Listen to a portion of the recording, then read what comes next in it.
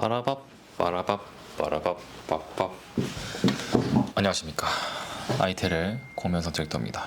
항상 화제인 이야기를 한번 이야기를 해보고 싶은데, 예술과 비예술에 대해서 제가 요즘 그 예술공간 운영에 대한 논문들을 읽고 있어요. 이렇게 보시면은 논문의 리스트인데요. 스스로 움직이는 미술가들, 공간 형태와 기능에 관한 연구, 더 스페이스 오브 디센션, 비영리 공간 지속 가능한 운영 사례 연구, 2세대 대안 공간과 대안 공간의 확장.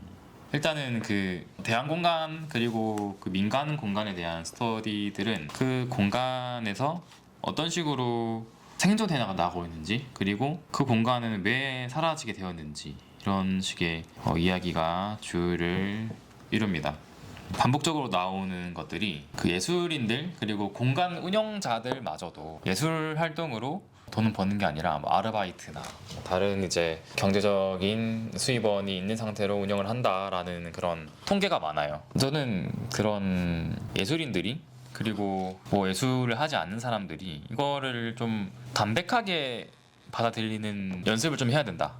담백하다라는 말은 우리가 이거는 예술이 아니고 이건 예술이야 라고 설명을 하기에는 예술이 조금 더 많은 것을 포괄을 하고 있다고 생각을 해요. 그러니까 전시산업에 종사한다고 해서 그게 예술이 아닌 게 아니고, 내가 광고산업에 종사를 한다고 해서 그게 예술이 아니게 되는 게 아니라는 거죠.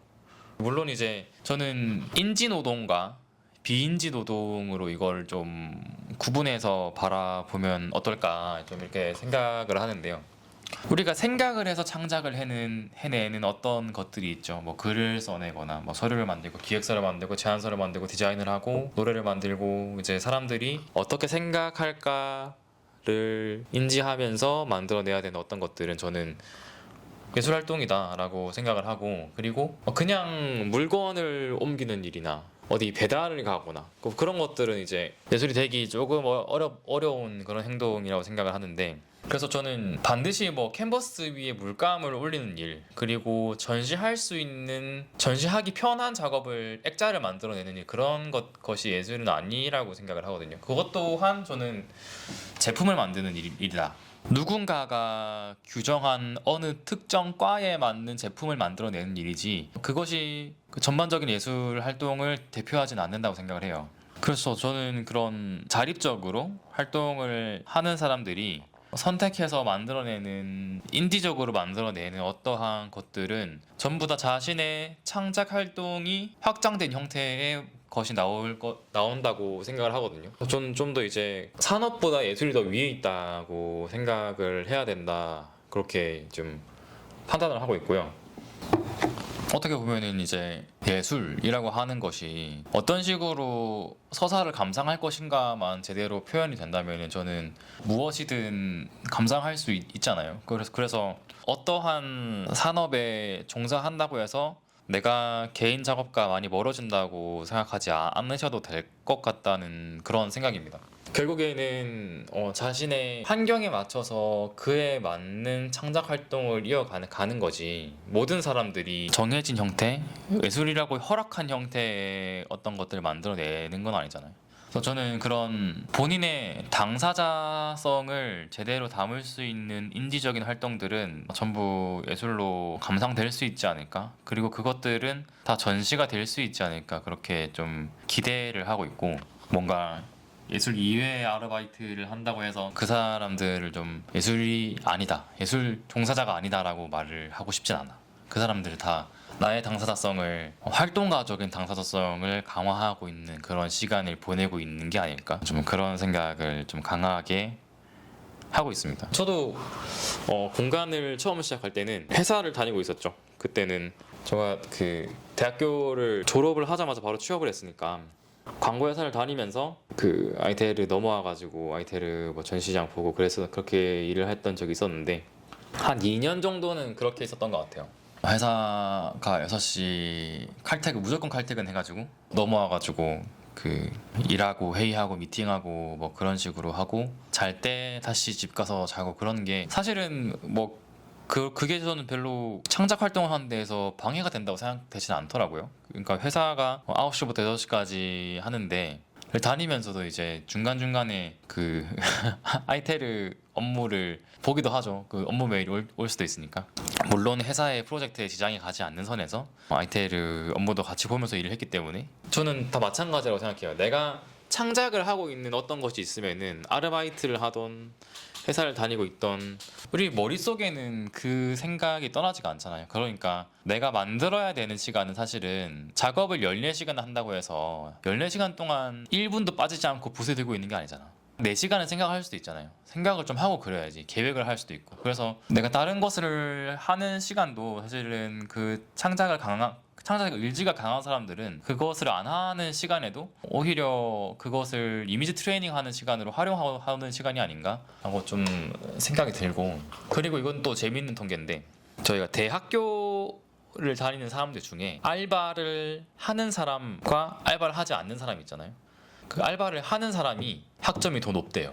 그러니까 이제 알바를 안 하는 사람이 그 정량적으로 쓸 수 있는 시간이 훨씬 더 많음에도 불구하고 알바를 하는 사람이 학점이 더 높다라는 거예요. 우리한테 시간이 얼마나 주어지냐보다 내가 간절하게 그것을 더 하고 싶다라는 생각이 드는 게 더 중요하다는 것 같다는 생각입니다. 저도 그 아이테르 운영을 지금까지 할 수 있었던 거가 처음에 회사를 다니면서 이거를 운영을 했기 때문에 라고 생각을 하거든요. 갑자기 제가 모든 환경이 다 갖춰져 가지고 너 아이테를 시작해 라고 했으면은 갈피를 못 잡았을 수도 있는데, 회사를 다니면서 시간을 쪼개서 하다 보니까 여기 아이테리를 전업으로 하면 어떨까라는 꿈이 생기는 거죠. 우리는 처음부터 공간이 막 만들어지고 작업이 완성이 되고 완벽한 환경에 주어진 사람은 거의 없어요. 그리고 내가 부족함과 결핍을 어떻게 돌파할 거냐라는 그런 숙제들을 우리는 매번 해결해 나가면서 나에게 맞는 그런 환경들을 조정해가는 형태로 우리는 예술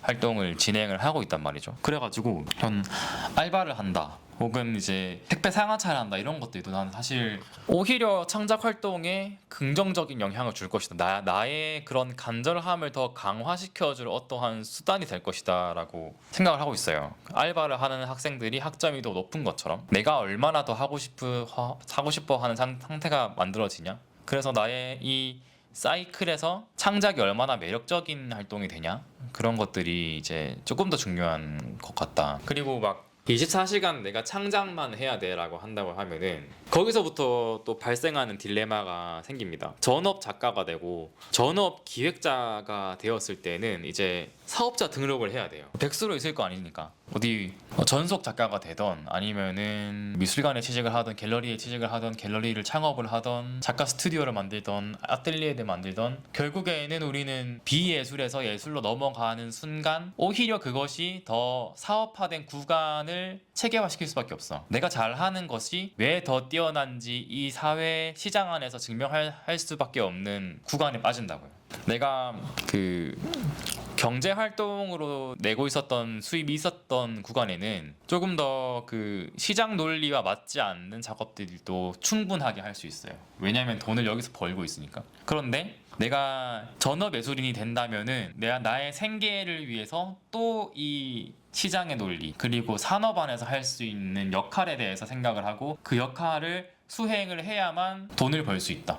전업이 된다고 해서 비예술 영역을 안 할 수는 없어요. 저도 뭐 국세청 업무나 아니면은 사실 영상 편집하는 것도 마찬가지죠. 영상을 편집하고 촬영하고 이제 내가 아젠다로 내고 싶은 것을 위해서 수반된 어떤 활동들이 반드시 필요하단 말이에요. 그런 것들을 전업이 된다고 해서 바뀌지 않아요. 전업이 되면 오히려 더 많이 될 수도 있어요. 저는 이게 내 경제 활동에 있어서 좀 효율적인 뭔가를 스스로 선택할 수 있으면 되는 거지, 내가 지금 비예술 시간이 많다고 해서 내가 예술인인 게 부정이 되는 것은 절대 아니다. 오히려 강화되고 있다. 그렇게 좀 생각을 합니다. 그리고 우리는 창작을 위해서는 인풋이 필요하죠. 창작은 아웃풋이에요. 내가 만들어내고 표현하고 말하고 이런 것들은 내 머릿속에 들어왔던 것에 대해서 이제 나오는 것들인데, 이 인풋을 어떻게 마련할 것인가 이것도 정말 작가라면은 생각을 해봐야 되는 포인트거든요. 그러니까 24시간이고 뭐 10시간, 8시간 자고 2시간은 뭐 밥 먹고 하고 14시간이 주어졌을 때 14시간 동안 아웃풋만 낼 수는 없어요. 절반 정도는 인풋을 하는 게 나아요. 14시간 동안 계속 뭔가를 그려내고 그러면은 나는 무엇의 당사자인가를 생각을 하게 되겠죠.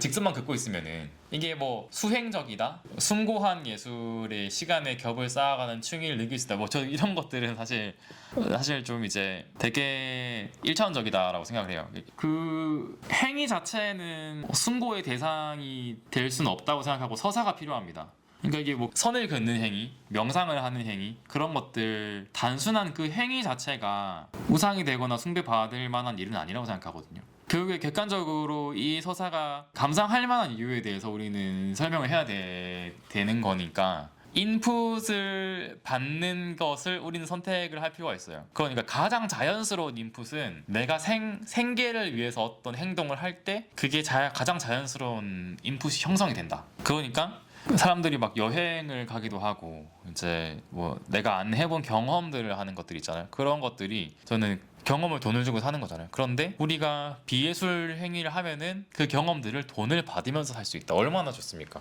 오히려 나는 그게 너무너무 좋은 일이라고 생각해요. 저 같은 경우는 뭐 가벽 렌탈하고 뭐 다른 뭐 공간들 전시 용역 받아가지고 뭐 기관들 뭐 구청에 뭐 시청에 뭐 이제 재단에 뭐 용역 받아가지고 뭐 이것저것 만들어주고 뭐 그런 것들이 사실 저의 아젠다가 많이 들어가진 않거든요. 물론 이제 그 감도는 들어가겠지만 목적 사업의 비전에 맞는 것을 만들어줘야 돼요.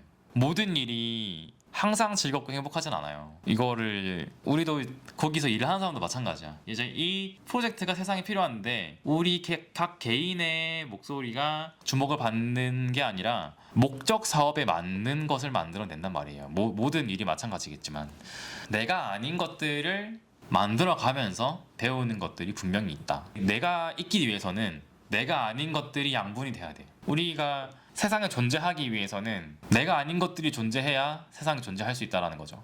예술가는 특히 그렇다. 그래서 비예술적 시간에 대해서 담백하고 겸허히 받아들일 수 있는 그런 자세와 태도들이 필요하고 내가 그렇다고 해서 자책을 할 필요도 없고 쿠팡만 10시간씩 하는 사람을 보고도 뭔가 불쌍하다 생각할 필요 없어요. 저는 오히려 그런 사람들이 자신의 당사자성을 강화하고 있는 시간이 길어진다라는 거죠.